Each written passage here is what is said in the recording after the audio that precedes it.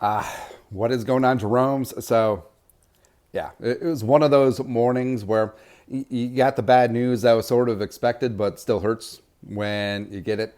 Justin Jefferson going on injured reserve, and the Vikings, who have just given away all the games this year. And again, it's almost more frustrating that the Vikings haven't gotten blown out. The fact that the Vikings were within a single score of Mahomes and Herbert and Jalen Hurts, and the fact that the Vikings just gave it away, gave it away, gave it away now. Now, yeah, you can blame the refs against the Chiefs. Fully understand that. But either way, the Vikings losing the turnover battle all 5 games.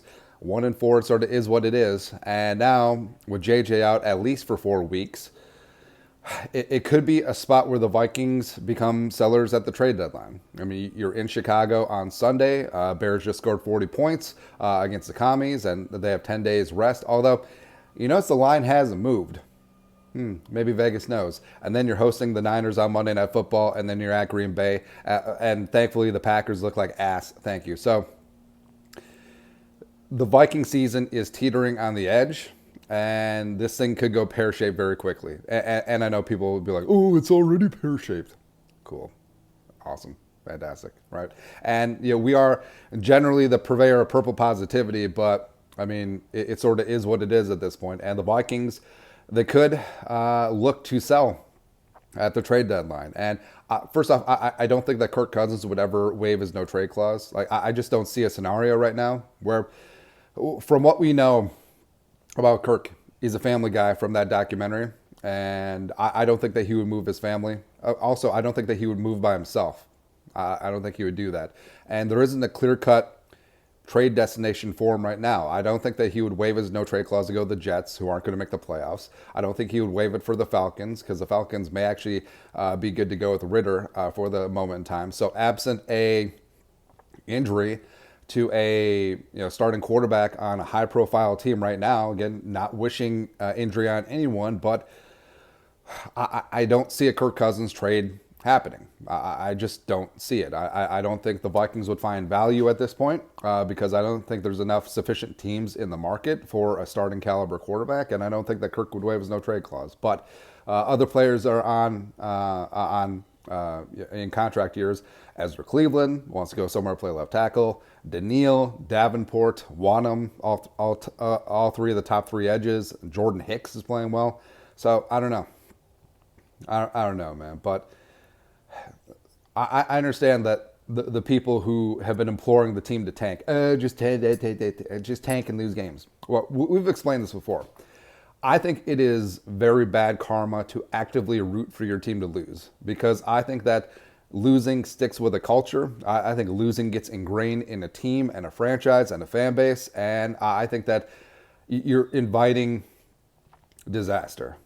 Right, and yes, you could. And this is a team that's been cursed in '61, so we don't need any more curses. We don't need any more bad karma. We don't need any more bad juju.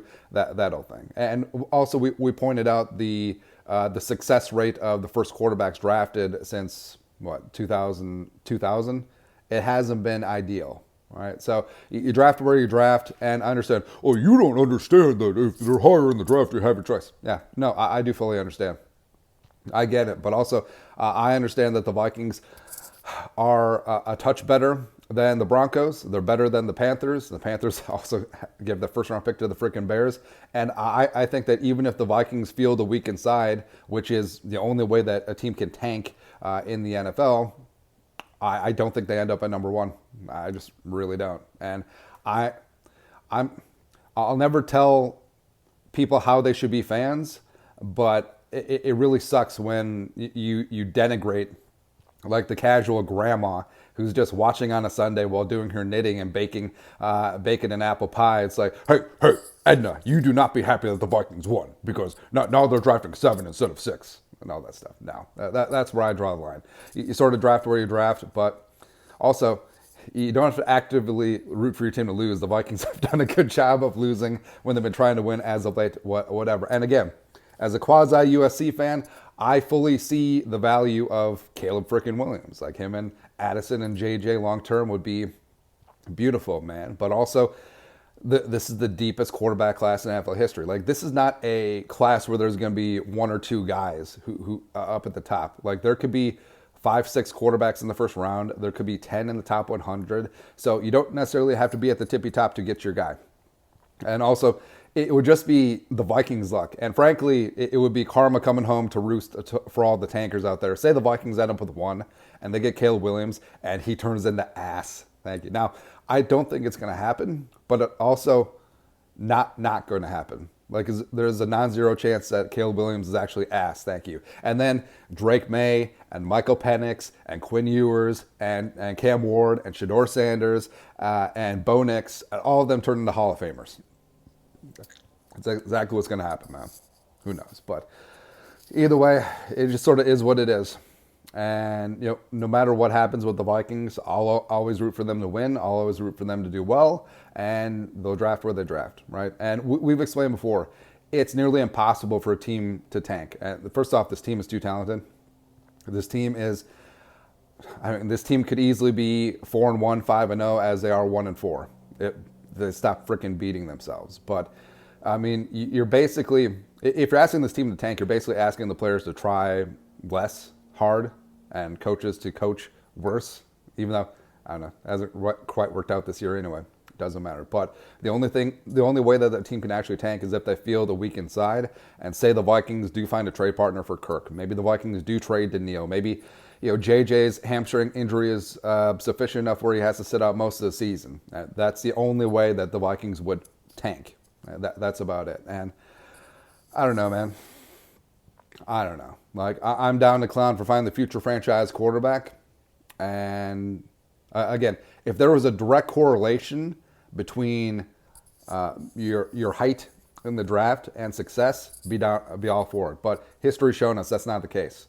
And also, you know, people hate on Kwesi Adofo-Mensah, but people really want him to have the #1 overall pick, man. Because first off, Wilfs love stability. They are never firing Kwesi or Kevin O'Connell after this season, especially with the JJ injury, where now they have a built-in excuse, and especially after they won the division last year and won 13 games. It ain't happening, right? So it's sort of a spot where, hey, you want this team to tank and lose out and go 1-16. Kwesi's going to be the guy drafting the quarterback, but you don't trust Kwesi, so you're kind of screwed. So just roll the punches and take what life gives you. And I'm rooting for the Vikings to beat the Bears' ass on Sunday. You know, get this thing off the mat, and there's a distinct possibility that maybe the Vikings can still salvage this thing. Jordan Addison one time. Woo! Let's go. Let's go, man. But that's it. Raw, real garage rant. Go Twins. Blah.